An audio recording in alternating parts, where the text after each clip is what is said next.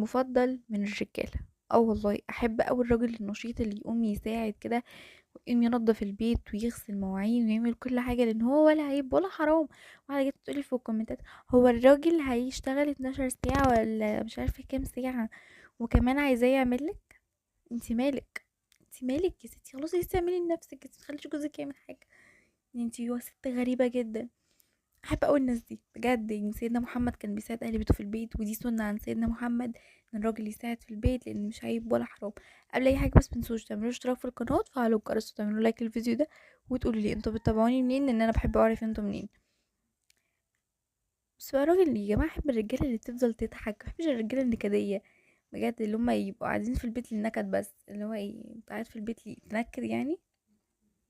بس راجل وشه بشوش وبيضحك ومفيش اي حاجه وبينظف بضمير.